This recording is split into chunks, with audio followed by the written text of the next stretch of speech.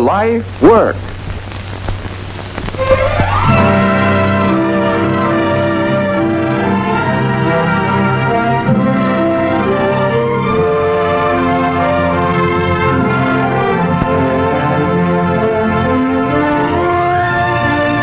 These racks and shelves contain a lot of books, tens of thousands, hundreds of thousands, perhaps millions. How do you feel about them? Do they mean something to you? Are they your friends? Have you a real love of books and learning? You do? That's good. Now, do you like people? And do people like you? Do you like all kinds of people? The young as well as the old. People in all stations of life. You do? That's wonderful. Because when you have these two important qualifications, love for books and love for people, you may well consider the vocation of a librarian, a vocation that gives full enjoyment to the librarian and radiates it to the public.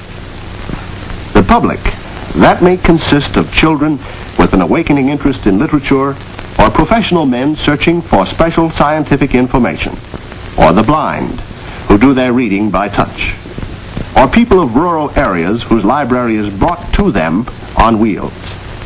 Yes, there are many aspects to this worthwhile occupation, all of vital importance in the nation's life.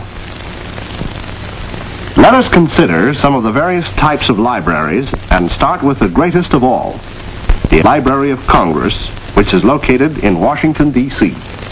One of the largest in the world, this library, established in 1800, is relatively new when compared with those of some European countries.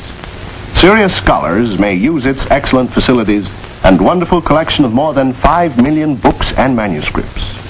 This truly national library extends research and other services to members of Congress, the government departments, and to the public.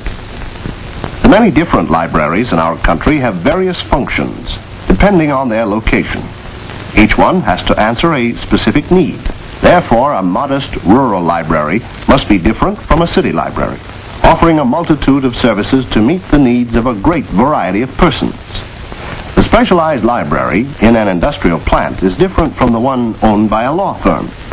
But although libraries differ, basically the task of the individual librarian remains the same, bringing books and people together.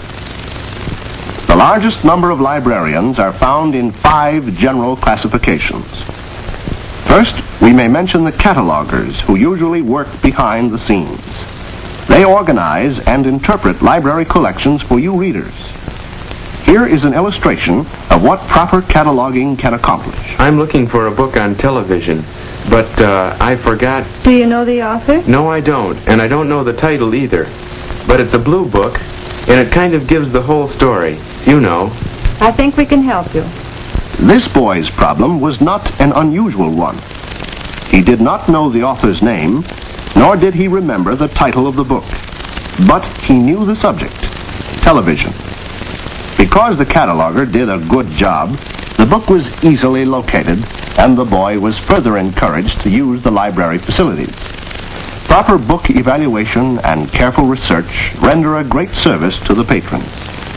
Second, there are the reference librarians who help readers in their search for special information. Through your books on China, can you help me identify the dating of some old Chinese bronzes? I'm starting on a new project on radar. Could you compile a bibliography on this subject for me? The reference librarians locate various materials through their familiarity with the contents of the library, a very important money and time-saving service to the public. Third, we have the circulation librarian who organizes and supervises the distribution of books. By the way, this job belongs to a classification which does not necessarily require college training. Fourth, we have librarians who serve the young people, much the same as adults are served, except that the children's levels of interest are emphasized. Each child is looked upon as an individual, whose reading habits are in the formative period.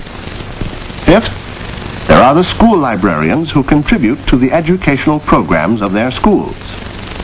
College and university libraries employ special staffs for the work of research, cataloging, reference, and circulation, just as do the large public libraries.